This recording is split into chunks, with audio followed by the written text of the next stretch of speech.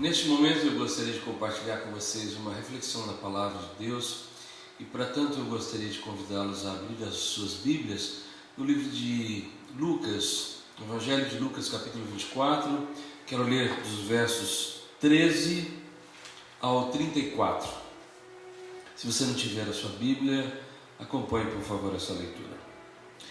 Eis que no mesmo dia iam dois deles para uma aldeia que distava de Jerusalém 60 estádios, cujo nome era Emaús, e iam falando entre si de tudo aquilo que havia sucedido.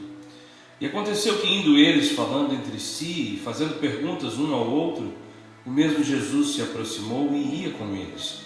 Mas os olhos deles estavam como que fechados para que o não conhecessem. E ele lhes disse: que palavras são estas que, caminhando, trocais entre vós, e por que estáis tristes? E respondendo um, cujo nome era Cleopas, disse-lhe: és tu só peregrino em Jerusalém, e não sabes as coisas que nela têm sucedido nesses dias? E ele lhes perguntou: quais? E eles lhe disseram: as que dizem respeito a Jesus Nazareno, que foi homem profeta, poderoso em obras e palavras diante de Deus e de todo o povo, e como os principais dos sacerdotes e os nossos príncipes o entregaram à condenação de morte e o crucificaram. E nós esperávamos que fosse ele o que remisse Israel. Mas agora, sobre tudo isso, e já hoje o terceiro dia, desde que todas essas coisas aconteceram. É verdade que também algumas mulheres entre nós nos maravilharam, as quais de madrugada foram ao sepulcro e, não achando o seu corpo, voltaram dizendo que também tinham visto uma visão de anjos que dizem que ele vive. E alguns dos que estavam conosco foram ao sepulcro e acharam ser assim, como as mulheres haviam dito. Porém, a ele não o viram. E ele lhes disse: ó nécios e tardos de coração para crer tudo o que os profetas disseram. Porventura não convinha que o Cristo padecesse essas coisas e entrasse na sua glória? E começando por Moisés e por todos os profetas, explicava-lhes o que dele se achava em todas as Escrituras. E chegaram à aldeia para onde iam, e ele fez como quem ia para mais longe. E eles o constrangeram, dizendo: fica conosco, porque já é tarde e já declinou o dia. Então entrou para ficar com eles. E aconteceu que, estando com eles à mesa, tomando o pão, o abençoou e o partiu, e lhe o deu. E abriram-se-lhe então os olhos, e o conheceram, e ele desapareceu. E disseram um para o outro: porventura não ardia em nós o nosso coração, quando pelo caminho nos falava e quando nos abria as Escrituras?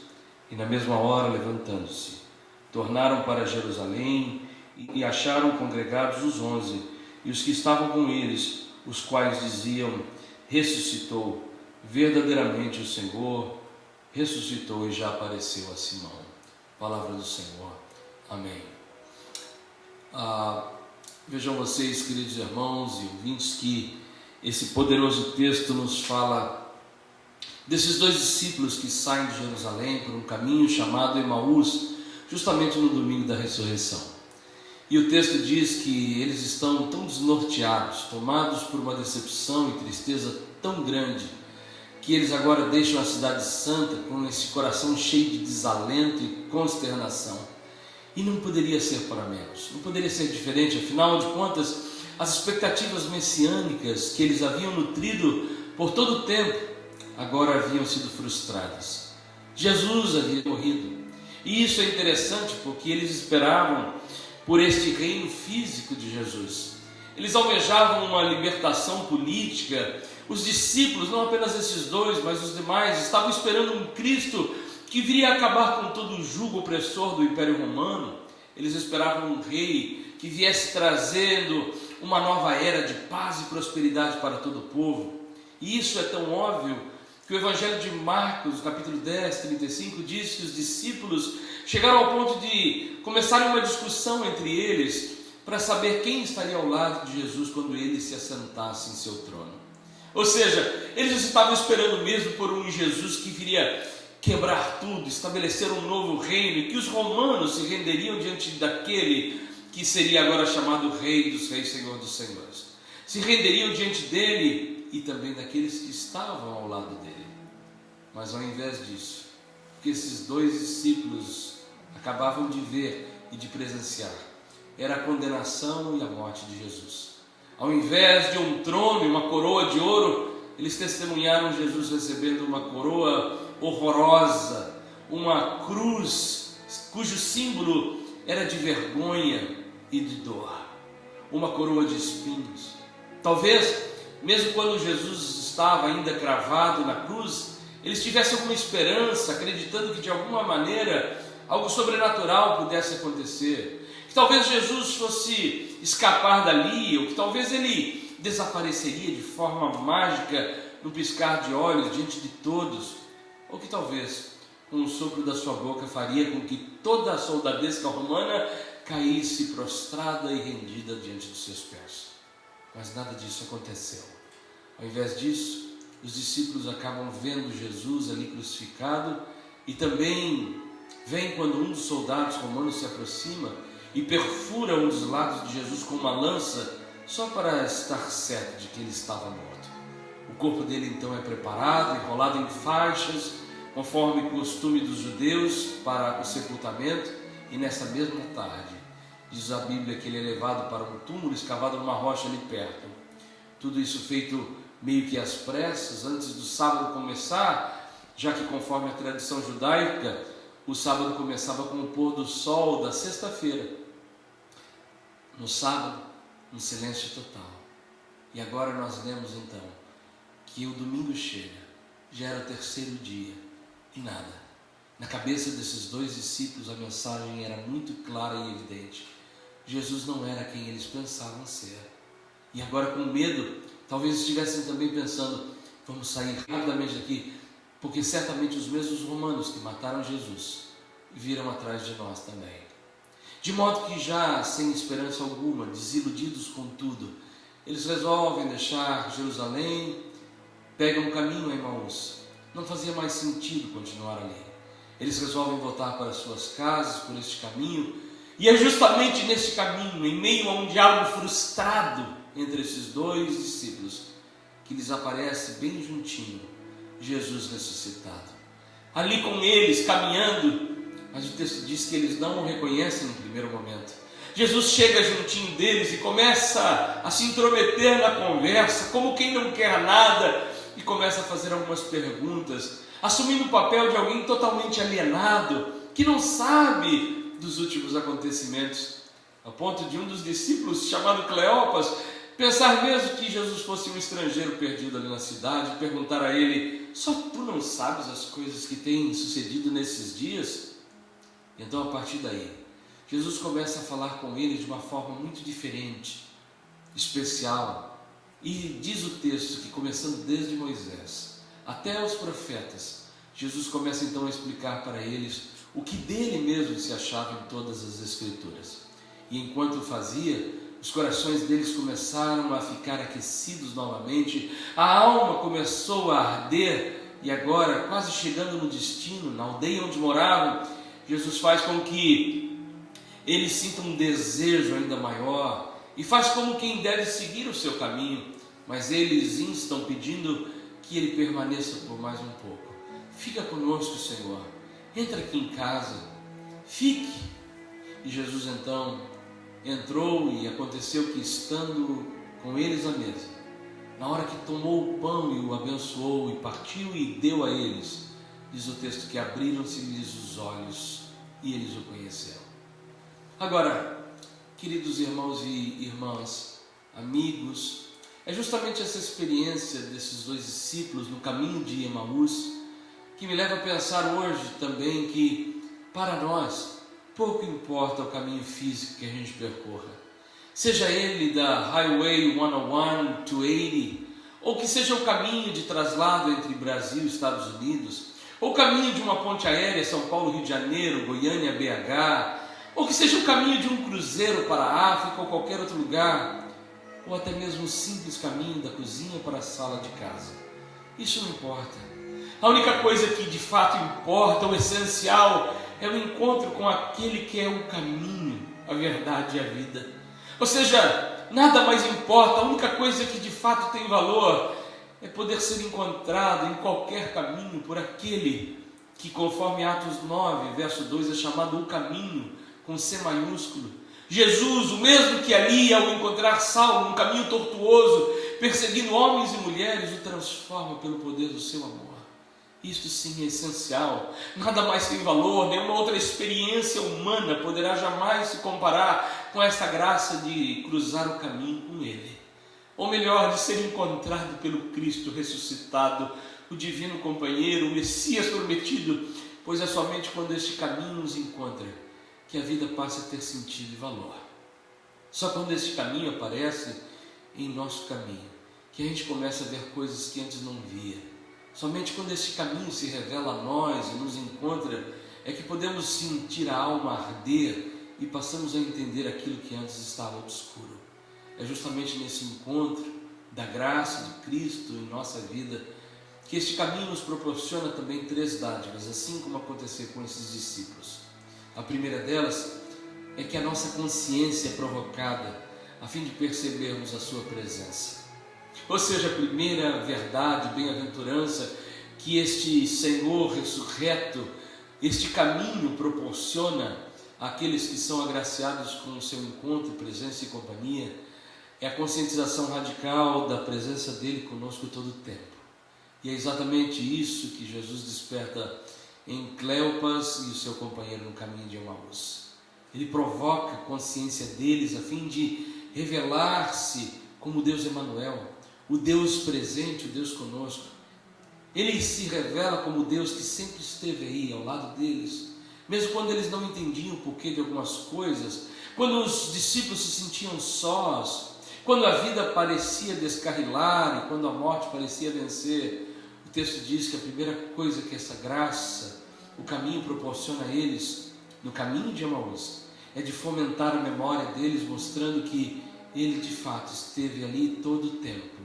E ele o faz com uma doçura, ele faz levando esses 2 discípulos por um caminho especial, o caminho das Sagradas Escrituras, mostrando para eles, começando por Moisés, até os profetas, explicando o que dele mesmo se achava em toda a palavra. Ou seja, Jesus começou a citar o Antigo Testamento para aqueles 2 e foi se revelando para eles em cada um dos 39 livros do Antigo Testamento, revelando o que dele se achava. Imagino que Jesus tenha relembrado aqueles 2 discípulos que sim, ele estava presente no Gênesis, no Bereshit Bara, Elohim, no início e no princípio de tudo, ele estava lá, ele era o Verbo. Em Êxodo foi ele presente, quem livrou a Israel do Egito, era ele, o Cordeiro Pascal. Em Levítico, o sumo sacerdote, em Números, a nuvem durante o dia e a coluna de fogo durante a noite. Em Deuteronômio, a cidade de refúgio, em Josué, o cordão vermelho de salvação na janela de Raabe. Ele se revelou em Juízes, o supremo juiz, e Ruth, o redentor. Em 1 e 2 Samuel, o profeta confiável. Em Reis e Crônicas, o soberano. Em Esdras, o escriba fiel. Em Neemias, o reconstrutor de tudo que está destruído. Em Esther, a libertação. E Jó, o redentor que vive para sempre. Em Salmos, ele é o pastor que nada nos deixa faltar. Em Provérbios e Eclesiastes, a sabedoria. E em Cantares, o noivo e o amado. Imaginem que agora, após revelar-se para eles, presente no Pentateuco, nos livros históricos, nos livros poéticos e sapienciais, Jesus continua agora falando com eles e revelando-se também através dos profetas. Relembra eles que em Isaías ele continuava sendo o Deus forte, maravilhoso, conselheiro, Pai da eternidade, príncipe da paz. Em Jeremias e Lamentações, o intercessor. Em Ezequiel, o homem de 4 faces. Em Daniel, o 4º homem na fornalha. Em Oséias, o amor sempre fiel. Em Joel, ele é o que visita e batiza. E em Amós, o que leva os nossos fardos. Obadias, o nosso Salvador. Em Jonas, a misericórdia que alcança o pecador. Em Miqueias, o mensageiro dos pés formosos. Em Naum, o vingador. Em Abacuque, a sentinela. Em Sofonias, o Senhor poderoso para salvar. em Ageu, o restaurador da nossa herança perdida, em Zacarias, a nossa fonte, em Malaquias, a justiça com a cura em suas asas. Sim, Ele é o caminho, a verdade e a vida. Somente quando Ele encontra gente perdida pelo caminho, que podemos de fato tomar a consciência da sua presença constante, para que ao fim a gente possa também entender e declarar como fez o salmista, que se não fosse o Senhor que esteve ao nosso lado, quando os homens se levantaram contra nós, teríamos perecido, eles teriam nos engolido vivos. O salmista diz: ora, diga Israel, se não for o Senhor, as águas teriam transbordado sobre nós e a corrente teria passado sobre a nossa alma. Mas bendito seja o Senhor que não nos deu por presa aos seus dentes. Somente assim poderemos responder à vida e aos muitos momentos de abatimento, desesperança e consternação. Como no poema famoso da canadense Margaret Powers, Pegadas na Areia, onde uma pessoa observa a trajetória da sua vida na forma de pegadas deixadas na areia. As suas e é um outro par de pegadas deixadas por Jesus, como uma metáfora de que o Senhor sempre caminha ao lado daqueles que nele confiam.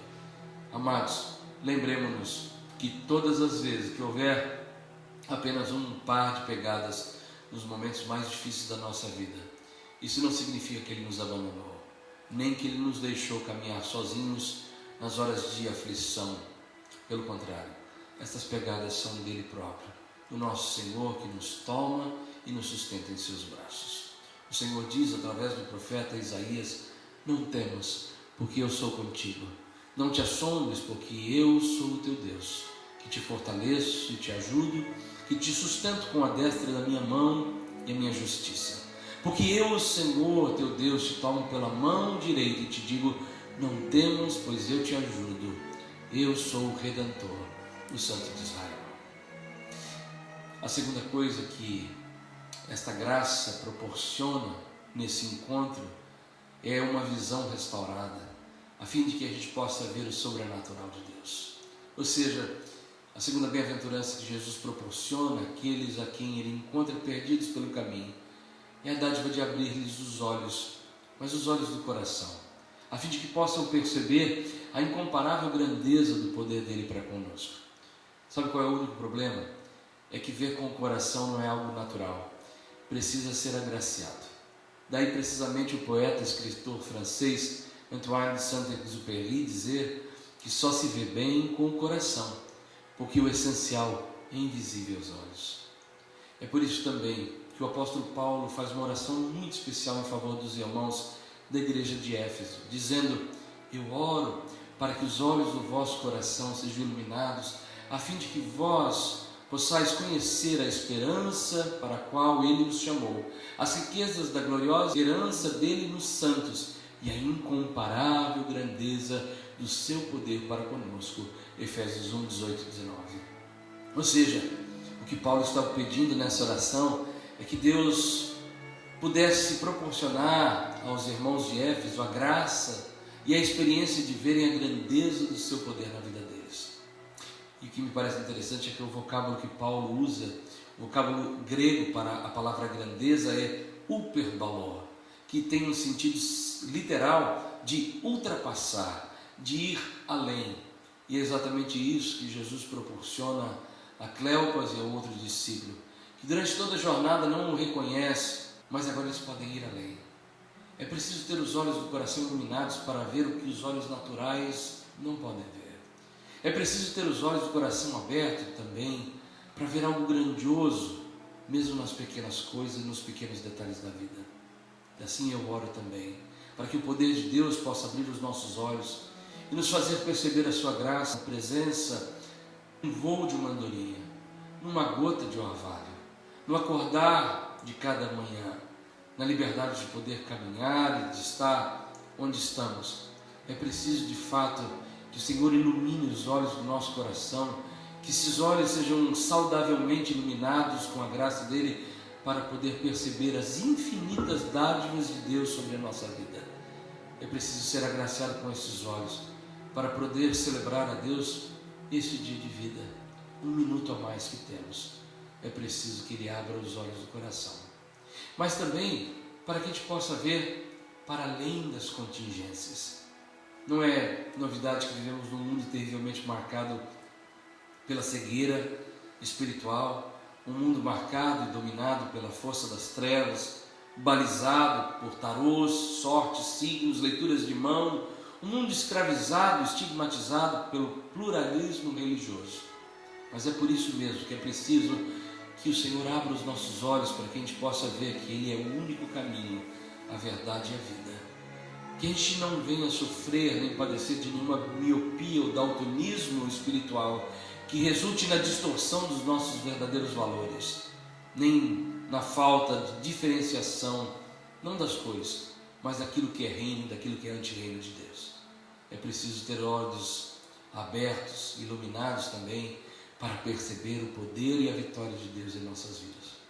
E quando eu falo isso, me lembro de uma história registrada em 2 Reis, capítulo 6, sobre Eliseu e os ataques do rei sírio Ben-Hadad.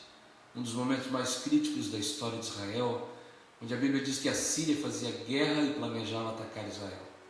Mas todas as vezes que os sírios intentavam contra o povo de Israel, Deus revelava para Eliseu, seu servo, que por sua vez contava para o rei de Israel o plano, e os ataques de Ben-Hadad eram frustrados. O dia que Ben-Hadad descobriu que a culpa era então deste Eliseu, se enfureceu e mandou um exército em peso durante a noite para a cidade onde estava Eliseu, Dotã. Ao amanhecer eles já haviam cercado a cidade. Quando o servo do profeta Eliseu acorda e abre a janela, ele vê toda a cidade cercada com cavalos e carros de guerra do inimigo e volta desesperado para Eliseu dizendo: ai meu Senhor, o que é que a gente vai fazer? E nesse momento, diz a Bíblia que Eliseu responde a ele: não temais, porque mais são os que estão conosco do que os que estão com eles. O texto diz que Eliseu também ora pedindo a Deus para abrir os olhos desse rapaz. E o Senhor abriu os olhos do moço, diz capítulo 6, versos 17 e 18. E ele viu que o monte estava cheio de cavalos e carros de fogo em redor de Eliseu. Querido, você que me escuta hoje, esta é a minha oração também por você.